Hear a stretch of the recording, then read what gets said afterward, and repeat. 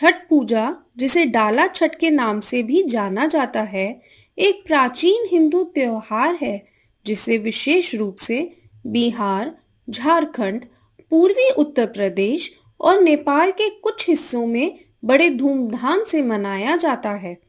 यह सूर्य देवता और छठी मैया की पूजा के लिए समर्पित है और 4 दिन तक चलने वाला यह व्रत कठिन अनुशासन और शुद्धता के साथ किया जाता है। छठ पूजा से जुड़ी कई कथाएं प्रचलित हैं। एक प्रमुख कथा महाभारत काल से संबंधित है, जिसमें बताया जाता है कि द्रौपदी और पांडवों ने अपने राज्य की समृद्धि और समस्याओं से मुक्ति के लिए छठ पूजा की थी। वहीं दूसरी कथा भगवान श्री राम से जुड़ी है। जब भगवान राम और माता सीता अयोध्या लौटे तो उन्होंने राम राज्य की स्थापना के बाद सूर्य देवता की आराधना करते हुए छठ पूजा का आयोजन किया था। छठ पूजा मुख्य रूप से सूर्य देवता और उनकी बहन छठी मैया को समर्पित होता है। सूर्य देवता जो जीवन और ऊर्जा का स्रोत माना जाता है और यह व्रत उनके प्रति कृतज्ञता और आशीर्वाद प्राप्त करने के लिए किया जाता है। छठी मैया को संतान और समृद्धि की देवी माना जाता है, इसीलिए व्रती संतान सुख और परिवार की समृद्धि के लिए ये व्रत करते हैं। छठ पूजा का व्रत 4 दिनों का होता है, जिसमें हर दिन की एक विशेष धार्मिक और सांस्कृतिक महत्वता होती है। पहले दिन को नहाए खाए कहते हैं। इस दिन व्रती गंगा या किसी पवित्र नदी में स्नान करते हैं और घर को साफ सुथरा करते हैं। इसके बाद शुद्ध और सात्विक भोजन का सेवन किया जाता है, जिसमें लौकी, चने की दाल प्रमुख होती है।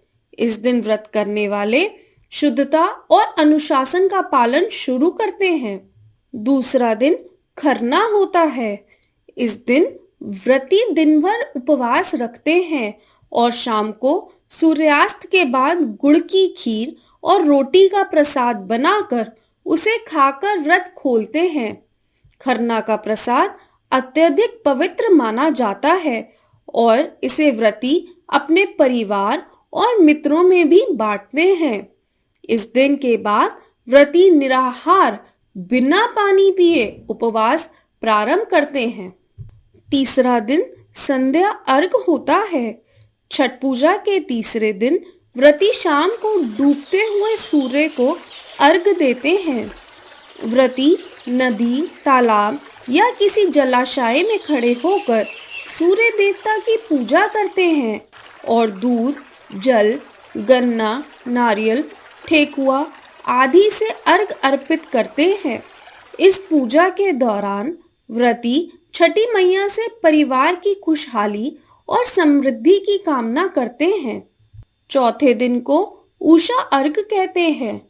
चौथे और अंतिम दिन व्रती उगते हुए सूर्य को अर्घ देते हैं। व्रती सूर्य उदय से पहले जलाशय में इकट्ठे होते हैं और उगते सूर्य को अर्घ अर्पित करते हैं। इस पूजा के बाद व्रत का समापन होता है और व्रती अन्न ग्रहण कर व्रत को समाप्त करते हैं। छठ पूजा की सबसे खास बात यह है कि यह पूरी तरह से एक सामूहिक आयोजन है। व्रती अपने परिवार, रिश्तेदारों और समाज के लोगों के साथ मिलकर पूजा करते हैं। हर किसी की भूमिका महत्वपूर्ण होती है, चाहे वह प्रसाद तैयार करना हो, पूजा की तैयारी करना हो या फिर व्रतियों की सहायता करना हो।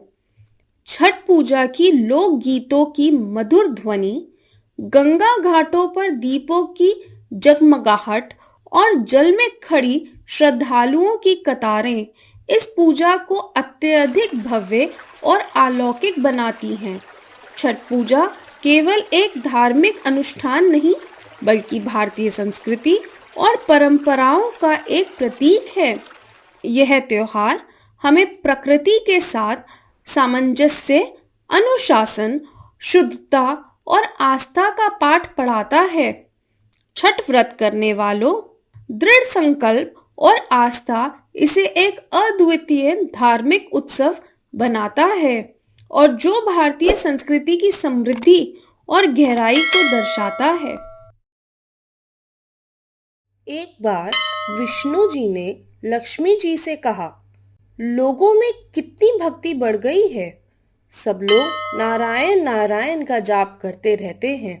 लक्ष्मी जी बोली, यह सब आपको पाने के लिए नहीं, मुझे पाने के लिए करते हैं। यह सुनकर भगवान विष्णु बोले, अगर वो लोग तुम्हें पाने के लिए ऐसा करते हैं तो वो लोग नारायण नारायण की जगह लक्ष्मी लक्ष्मी क्यों नहीं करते।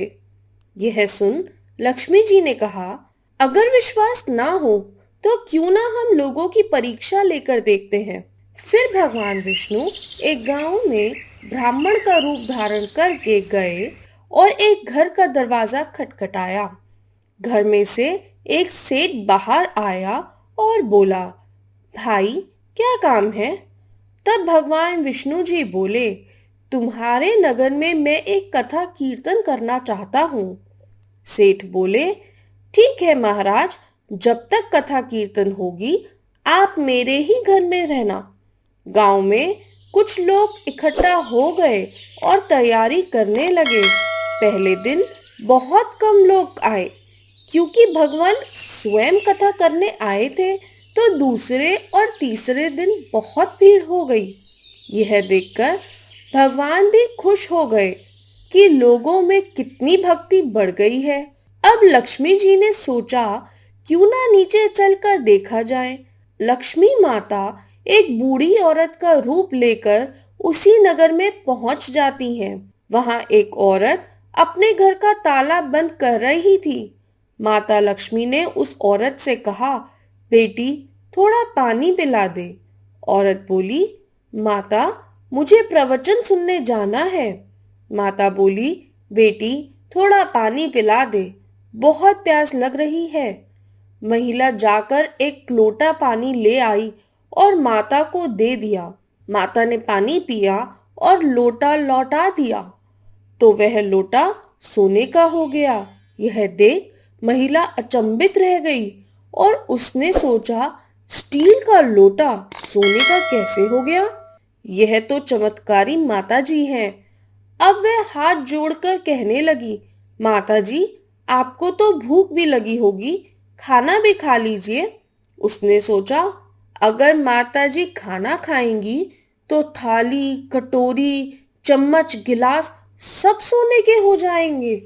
माता लक्ष्मी बोली, तुम जाओ बेटी, तुम्हारा प्रवचन सुनने का समय हो रहा है। वो महिला फिर प्रवचन में गई, लेकिन वहां पहुंचकर उसने आसपास की सभी औरतों को यह बात बता दी।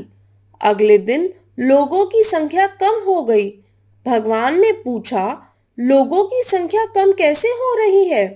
तब किसी ने कहा, एक चमत्कारी माता आई हैं, वो जिसके घर दूध पीती हैं वह गिलास सोने का हो जाता है, रोटी खाती हैं तो थाली और कटोरी सोने की हो जाती है, इसीलिए आज लोग कम आए हैं।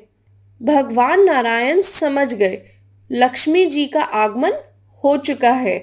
यह सुनते ही जिस सेठ जी ने कथा का आयोजन किया था वो भी वहां से उठकर खिसक गए और माता लक्ष्मी के पास पहुंचकर बोले, मैं तो भगवान की कथा का आयोजन कर रहा था और आपने मेरे ही घर को छोड़ दिया। माता लक्ष्मी बोली, तुम्हारे घर तो मैं सबसे पहले आने वाली थी, लेकिन तुमने अपने घर में जिस कथा कहने वाले को ठहराया है तुम उसे यहाँ से जाने को कहो, तभी मैं वहां आ पाऊंगी। यह सुनकर सेठ जी ने कहा, बस इतनी सी बात, अभी मैं उनके रहने का बंदोबस्त धर्मशाला में करवा देता हूँ। जैसे ही भगवान कथा कर सेठ जी के घर पहुंचे, सेठ जी बोले, आप बिस्तरा बांध लो, मैंने आपकी सारी व्यवस्था धर्मशाला में करवा दी है। तब वह महाराज बोले, अभी तो 2-3 दिन बचे हैं कथा के, मुझे यहीं रहने दो। सेठ जी बोले, नहीं नहीं, आप यहाँ से जल्दी जाओ, मुझे और कुछ नहीं सुनना। मुझे यहाँ किसी और मेहमान को ठहराना है। इतने में माता लक्ष्मी आई और सेठ जी से बोली, आप थोड़ा बाहर जाइए, इनसे तो मैं ही बात कर लेती हूँ। माता लक्ष्मी नारायण जी से बोली, प्रभु अब तो मान गए ना? भगवान नारायण जी बोले, हाँ लक्ष्मी, तुम्हारा प्रभाव तो है, लेकिन एक बात तुम्हें भी मेरी माननी पड़ेगी। तुम यहाँ तभी आई जब संत के रूप में मैं यहाँ आया। संत जहाँ कथा करेंगे वहां लक्ष्मी का निवास जरूर होगा। यह कहकर नारायण भगवान अंतर्ध्यान हो गए। अब संत के चले जाने के बाद सेठ जी के घर गांव वालों की भीड़ हो गई। सभी चाहते थे कि माता जी सभी के घर में बारी बारी से आए। लक्ष्मी जी ने सेठ जी और बाकी सभी गांव वालों को कहा, अब मैं भी यहाँ से जा रही हूँ। सभी को बड़ी हैरानी हुई। माता ने कहा, मैं वहीं रहती हूँ जहाँ नारायण का वास होता है। आपने तो उन्हें यहाँ से निकाल दिया, फिर मैं यहाँ कैसे रह सकती हूँ? यह कहकर वो भी वहां से चली गईं। जय नारायण।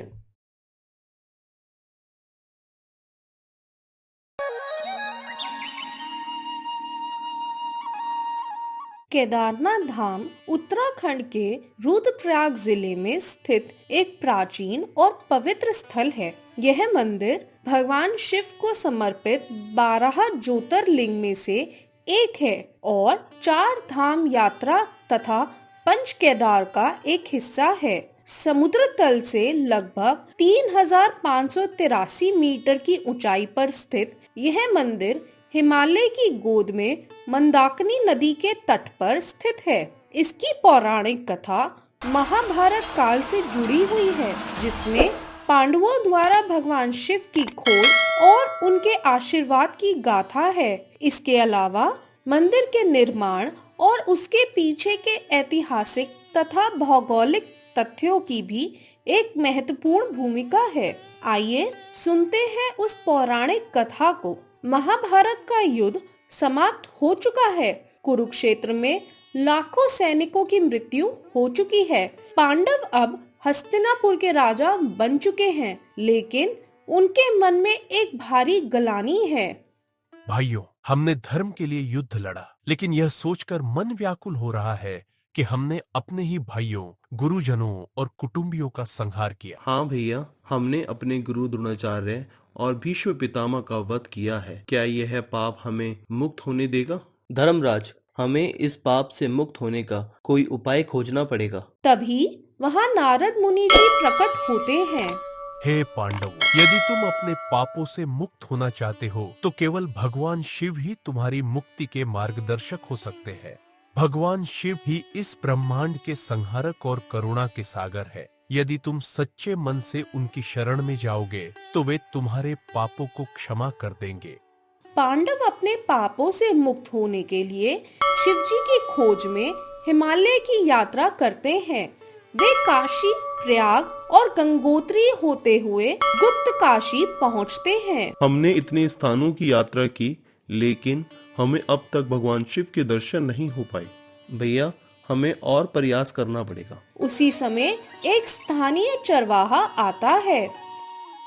हे राजाओं, मैं देख रहा हूँ आप किसी को खोज रहे हो। क्या मैं आपकी किसी तरह से सहायता कर सकता हूँ? हाँ, आपने हाल ही में कोई यहाँ चमत्कार होता देखा है? कुछ समय पहले मैंने यहाँ एक रहस्यमयी बैल देखा था जो अचानक गायब हो गया। लोग कहते हैं यह भगवान शिव का ही रूप था। हमें तुरंत उस दिशा में चलना चाहिए। पांडव हिमालय की ऊंचाई में एक अद्भुत स्थान पर पहुंचते हैं। वहां वे देखते हैं कि एक विशाल बैल धरती में समाने लगा है। यह कोई साधारण बैल नहीं हो सकता। मैं इसे रोकूंगा। भीम पूरी ताकत लगाकर बैल को पकड़ने की कोशिश करते हैं, लेकिन वह धीरे धीरे धरती में समाने लगता है। भीम केवल उनकी पीठ का कुबड़ पकड़ पाते हैं। अचानक वहां से दिव्य प्रकाश प्रकट होता है और भगवान शिव स्वयं प्रकट होते हैं। हे पांडवों, तुमने मुझे पहचान लिया। हे महादेव, हम आपके चरणों में शरण लेते हैं। कृपया हमारे पापों का नाश करें। तुमने धर्म के लिए युद्ध किया था, किंतु युद्ध में रक्तपात अवश्यंभावी था। तुम्हारे पापों का प्रायश्चित इसी स्थान पर होगा। शिवजी अपनी भक्ति से वहां स्वयं को ज्योतिर्लिंग के रूप में स्थापित कर देते हैं। इस स्थान को केदारनाथ कहा जाएगा। यह धरती पर मेरे प्रमुख निवासों में से एक होगा। जो भी यहाँ आकर सच्चे मन से मेरी पूजा करेगा, वह सभी पापों से मुक्त हो जाएगा। भगवान शिव अंतर्ध्यान हो जाते हैं। पांडव स्थान पर एक मंदिर का निर्माण करवाते हैं। इस मंदिर का पहला निर्माण पांडवों द्वारा ही किया गया था। मंदिर का निर्माण विशाल पत्थरों से किया गया है, जो कठोर जलवायु का सहन कर सकते हैं। यहाँ पर शिवलिंग बैल के कुबड़ के रूप में पूजित हैं। केदारनाथ धाम न केवल एक तीर्थ स्थल है, बल्कि यह आस्था और तपस्या और शिव जी की कृपा का प्रतीक भी है। इस स्थान की महिमा केवल उसकी पौराणिक कथा में ही नहीं है, बल्कि भक्तों की अपार श्रद्धा और विश्वास में भी बसती है। जो भी यहाँ सच्चे मन से आता है, उसे आत्मिक शांति मिलती है और शिव जी का आशीर्वाद भी अवश्य प्राप्त होता है। हर हर महादेव।